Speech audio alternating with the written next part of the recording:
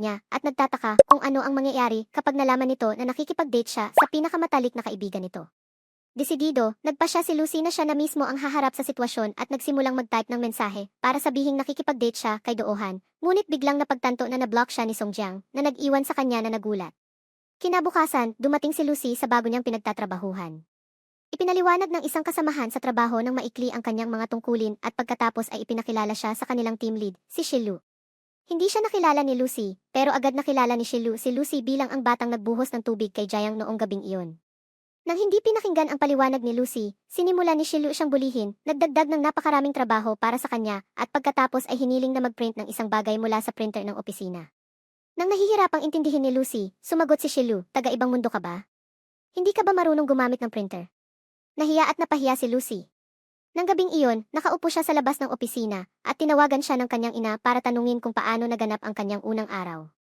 Nagsisinungaling si Lucy, sinasabing ayos lang. Hindi nagtagal, dumating si Doohan na may dalang bulaklak at malaking yakap. Marami siyang tinanong sa kanya tungkol sa unang araw niya, at tinukso siya ni Lucy, nagbibiro na parang ang tatay niya lang ang nagsasalita. Inabot ni Doohan sa kanya ang isang maliit na laruan, sinabihan siya na ilabas ang kanyang pagkabigo tuwing nakakaramdam siya ng stress. Tumatawa si Lucy, napapansin na mukhang kapatid niyang si Sangyong, at nagsimulang mapaglarong pinapalo ito. Napansin ni Doohan ang kanyang reaksyon at tinanong kung nag-away sila ng kanyang kapatid. Nagulat na kaya niyang sabihin, ipinaliwanag ni Lucy ang lahat, at nagbiro si Doohan na kailangan na naman niyang bilhan siya ng bagong laruan. Kinabukasan, abala si Lucy sa trabaho habang patuloy siyang iniinis ni Shilu. Naging sobrang stressed siya, kaya nakalimutan niyang kumain ng tanghalian. Tinawagan siya ni Doohan, pero nagsinungaling siya, sinabing maayos lang ang lahat at mababait ang lahat. Sa sandaling iyon, sinigawan siya ni Shilue dahil sa paggamit ng telepono, at si Doohan na nakarinig ay nag-alala. Nang gabing iyon, hindi pa tapos ang mga gawain ni Lucy, at habang umaalis ang lahat, patuloy siyang nagtatrabaho. Nang matapos na siya sa wakas, sinabi niya ito kay Shilu na mabilis ang sinabihan siyang iwan ang mga file sa kanyang opisina at kumuha ng isa pang kahon ng trabaho. Nang hihinayang, nagtataka si Lucy kung bakit siya ginaganito. Samantala, nagtatrabaho rin si Doohan hanggang gabi dahil sa pagkawala ng direktor.